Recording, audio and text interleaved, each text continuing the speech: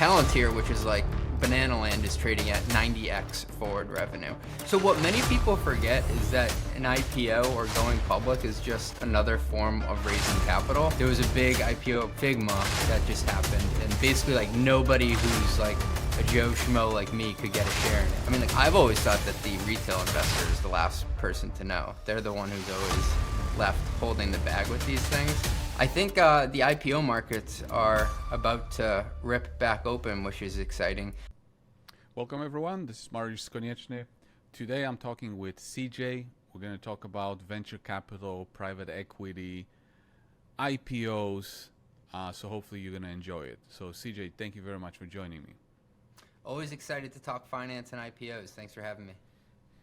Okay, so let's get started. Can you maybe explain in basic terms, how do companies go public in the U.S.?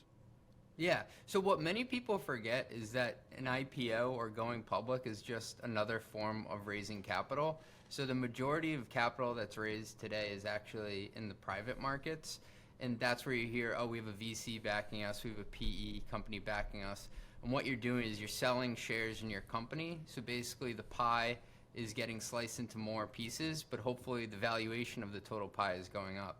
An IPO is similar in that sense. The difference is that anybody can go and buy the stock now. It's not as much like you have to know somebody or you have to basically be close with the founder to get in on it. So in the U.S., but when you say to get in on it, once it becomes public or while it is still in the private hands? Well, it's still in the private hands, but actually there has been a lot of consternation lately around who gets an IPO allocation at time of IPO, which is also like a fascinating topic if you want to touch on that. There was a big absolutely. IPO of Figma that just happened, and basically like nobody who's like a Joe Schmo like me could get a share in it. Like people were trying to go on Robinhood and get shares, but it was like 20x oversubscribed, and almost all the shares went to like the insiders of like the Goldman Sachs or JP Morgan's running the books. Okay. Well, please continue with the topic of how companies go public. Yeah, so typically what you'll do is you'll get what they call a syndicate of banks, and they are what they call underwriting the shares. So they're taking on the shares at a certain price and then being the broker in the relationship to sell them to others. And so an IPO is a fundraising event where you're taking on primary capital, and a lot of times also there's a secondary component to it. So primary capital, that goes in the balance sheet. You use that to go and run the company. You can hire people. You can pay for rent. You can pay for software, whatever you want. Secondary is, which people get excited about. If you're an early investor, eventually you have to get returns to give back to your limited partners. And so you'll see existing investors who may have been on the cap table for like 7-10 years sell a portion of their shares. So none of that capital goes to the company to run it, but it allows people to exchange places of where they were in the cap table. And then there are a couple of other... So liquidity event for the early investors. Exactly. So it's a liquidity event. Okay, please continue. There are a couple other different ways to go public. Another one is a direct listing, which a company like Airbnb, I believe, did, and then Coinbase. Coinbase was definitely a direct listing, but it allows you to basically, you get rid of like the employee lockup, and you allow the shares to float at the price that you want them, that the market wants them to, rather than having bankers underwrite all of them and take on that additional risk. So that's looked at as kind of like a cutting edge, in vogue way to go public, but some stuff can go wrong where the stock could potentially tank. So there's been a lot of discovery, I think, like in both the public markets, but also in the private markets and the secondary markets as to how to get liquidity. What are the benefits to, like, let's say, direct listing, and what kind of companies are more likely to do it this way?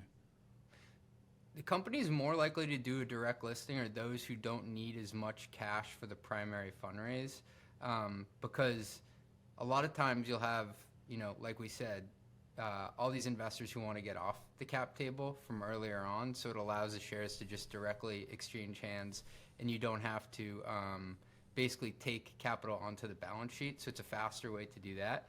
But also it's for companies with founders who have like a philosophical, I think, viewpoint of the world where like a lot of the value should not accrue to the bankers. It should accrue directly to the employees. So there shouldn't be nearly as many fees involved. There shouldn't be as much red tape, and that the market should dictate the price, less so, trying to stabilize the price with the mechanisms that bankers will use. So, if you talk about, IPOs, venture capital, what is it? What kind of background do you have that you? What is your business? Yeah, so I'm a CFO by trade. So I came up doing management consulting, then private equity, and then for the last 10 years I've been helping to grow software companies. And the whole time I was doing that, I was writing a newsletter called Mostly Metrics, where I investigated monetization models, financial metrics, just business metrics, how to run a great company. And part of that was talking about fundraising and how companies are valued. And so I did spend 2 years in private equity doing valuation on portfolio companies. And that helped me figure out, like, what are the metrics that you look at to say this company is efficient, this company has durable revenue, this company has actual real competitive moats. And so that's something I'm super passionate about. So let's talk about valuations and valuation multiples of those, early stage companies. Excuse me. Well, valuation is part art and part science. And in the world that I come from, which is largely technology companies, most of which are still burning capital and do not have positive net income, we use revenue multiples as a shorthand, which is basically take the enterprise value and divide it by the estimate for what revenue you'll have over the next 12 months. So that's what they call an EV, enterprise value to NTM, next 12 months revenue multiple. And it's a shorthand to say, like, for example, CrowdStrike is trading at about 18x forward revenue. Figma is trading at about 30x forward revenue. Palantir, which is like Banana Land, is trading at 90x forward revenue. And so it's a quick way to wrap up everything the company is doing and just put like this summarized metric as to how confident are people and basically willing to go out how many years worth of revenue to pay for that stock. But how can someone determine whether something is overvalued, fairly valued, or undervalued? Well, the canonical way to do it is a discounted cash flow analysis, which basically takes all the future forecasted cash flows of the business and uses a net present value formula and an assumed interest rate, and then some assumptions around lack of marketability, change of control, to bring it back to like a lump sum of what you think it's worth today. And that's the very technical way to do it. Other ways to do it are to use precedent transactions, which are, what have other companies that looked and felt like this company sold for in the past? Oh, well, that one sold for 10x revenue and 5x EBITDA. I'm just making it up. What is that compared to today if we have stronger growth rates and more profits? And then the other way to value a company is by precedent comps, which is basically, oh, I'm a security company, let me compare myself to other security companies. I'm a productivity tool, or I'm a cannabis manufacturer, let me compare myself to pharmaceuticals and cannabis companies. So basically, that's where I think like the art of it comes in, where it becomes more fun of trying to create a comp set. And that's something that I do on a weekly basis. I pull together comp sets by industry, vertical, and monetization model. Does the revenue multiple depend on how big the total addressable market is for a particular company? The total addressable market is a huge consideration that investors will make, because it's basically how much room do you have to run to produce those future cash flows that you're putting into the discounted cash flow model. That being said, I think like TAM is pretty subjective to people. Like I've seen a ton of crazy TAM slides where it's like, our product is for men. 4.1 billion people are men in this world, therefore they're all in our TAM. It's like, well, that's probably not real. So I think you have to take like a pretty critical lens to it. But yeah, and I think like any good TAM analysis, if you did want it to impact the valuation multiple, it should start in some semblance with like a price times quantity equation, which is like a bottoms up, like how many people are out there who are in the market to buy this in any given year, and then what's the price we could actually think they could pay for it. But how can an individual investor determine whether TAM is overblown by the management, I think, well, overstated? it almost always is. I think you have to look at the TAM today versus the TAM that management is pitching to you in 2035. So if you go through a lot of investor day decks, they very rarely talk about today's TAM, right? They want to pitch you on a story of tomorrow.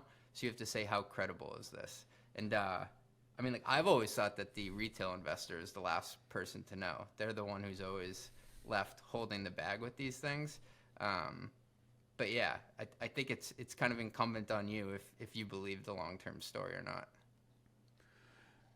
Now, you mentioned, retail investors, and a lot of, I guess, what you're talking about is institutions. And so I recently did an interview with someone who used to be an investment banker and left and kind of changed his views, because now he said that now retail is like driving everything, and it used to be that investment bankers were in the driver's seat. What is your opinion on that? I think it depends on the stock specifically. Like, if you're talking about a GameStop, it's like, okay, that makes sense. And also, like, the market cap isn't that big. That can be manipulated. But, like, what stocks do people tie their identity to? Like, there are tons of Palantir fanboys out there who, like, will jump up and down anytime Alex Karp sneezes. Right, wrong, or indifferent, like, that stock is definitely driven by retail investors. So I don't think you could say it's like the entire market overall, because like you look at a Fidelity, they have trillions and literally trillions of dollars under management. I think they have more sway than a couple people trading their 401ks. Okay. What's the difference between venture capital and private equity? Well, there used to be a big difference. Now I think, like, when you say late stage or private equity, it just depends on how big of a check you're writing with some of these AI companies. But traditionally, venture capital has a different risk return profile, where you're some of the first institutional money into a company. So in the US at least, a lot of these companies go what they call pre-seed, seed, series A, B, C, D, etc. And then around that time, you either go off to a larger private equity firm who will hold you for a certain hold period and maybe flip you to another, or you look to IPO. And so traditionally, venture capital, if you think about like the very early stage, every company, they're looking at it like, can I get a home run out of this? Could this potentially return multiples of the fund? So I'm going to invest $100. It's $100 million of a fund in like 500K check increments. Can I potentially get more than the fund size back each time, which lends you to like take some big swings, and you're making decisions off of not having as much information. Like a lot of those companies don't have much revenue, they don't have much expenses. You're doing it based on a vision. But as you move forward, it starts to be about product market fit, it starts to be about unit economics, it starts to be about a repeatable business model, and then it's more a bet on the execution rather than the technical risk of the company. And private equity usually comes in once it's a company of scale that has free cash flows. So it's no longer just valued off a multiple of revenue. It can be valued off of a multiple of EBITDA or net income or free cash flows. And it's a more known business entity, right? They know what it's capable of, and maybe they can drive more efficiencies there. So I read another newsletter. It's called Looking for Leverage, which looks at it from a CFO's perspective who's from the private equity world. I think that's fundamentally different than the CFO's perspective of an earlier stage venture capital backed firm who's still shooting for the moon, trying to get an outsized outcome. Whereas like the private equity investor, they know that they're under the constraints of what you would call a hold period, so a certain number of years that your investor is trying to hold you for. And maybe they're only shooting for like, hey, we want this to be a 3x return. We don't need this to be a 20x or 100x return. Mm-hmm. How big does a company have to be to IPO? That's the $1 million question. The $1 billion question, actually. So I looked at the last 10 companies that were tech companies to IPO in the US, and the median revenue was just north of $800 million on a last 12 months basis. So if you added up the prior 12 months of when they filed their S1 to go public, they were at about 800 million in revenue, closer to 830, and they were growing at about 30% year on year. And so there's the question of how big do you have to be, and then I think there's the question of like, what do you think you'll be in like a year? Because that's, once you're public, you're naked, right? Like investors can look at your financial results, and I think you have to have a credible path to $1 billion within the next 12 months. So you can $1 still billion of valuation or $1 billion of revenues? $1 billion in revenue. And I say that because on the US stock exchanges, it's difficult if you're under what I'll call a $5 billion valuation to get attention from the Fidelities of the world, the BlackRocks, the larger crossover investors, and then public market investors who invest through ETFs. And that helps stabilize the price. If you're under 5 billion, and if we were to say like, hey, great companies get a 10x forward revenue multiple, that means you need more than 500 million in revenue. So if you say you need minimally 500 million, I think you need closer to 800 million in revenue to IPO these days.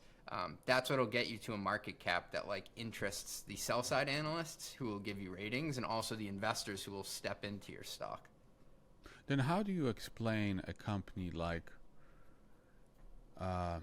ASD Space Mobile or Oklo or I think companies that don't have any revenues and have multi-billion-dollar valuations? Well, those companies are different because they need a massive CapEx investment to get up and running. It's kind of like if you were to start a space program, and at that point you're betting more on the future vision of something. I mean, you see that with pharmaceutical companies as well. Like it's a drug in stage 3 discovery or whatever. And I'm not an expert on anything with hardware or in the pharma space. I'm more squarely in the tech space. But those are like, I mean, those business models just eat capital up. Yeah, but they're still able to go public without having revenues. Yeah, I mean, anyone could technically go public. It doesn't necessarily mean that you're a good company or a durable company, though. Like, there are a lot of companies out there that I think probably wish they didn't go public because their stock trades day to day at a valuation that they think is lower than what they could get in a private market with a more patient investor. Okay. Do you have any final thoughts that you would like to share with my listeners about startups, IPOs, venture capital? I think the IPO markets are about to rip back open, which is exciting. I mean, if you look back at how many companies were valued at over $1 billion globally, and if you said how long would it take for all these companies to go public, there's basically a 6 to 8 year backlog. If we were to have an IPO every single day, which would be absolutely nuts. So I think like, you know, great companies don't necessarily have to be public, but like it's more about having like a great story to go along with the numbers. And if anybody wants to check that out, I write about it every week at mostlymetrics.com. So people can find you at mostlymetrics.com. What about social media? Where can they find you? Yeah, if you go to mostlymetrics.com, you'll find everything, including my podcast, Run the Numbers, where I interview CFOs. And then I'm also on LinkedIn, CJ Gustafson, and I post all the time about IPOs and tech multiples. All right. Well, thank you very much for doing this. Thanks for having me on. It was a blast.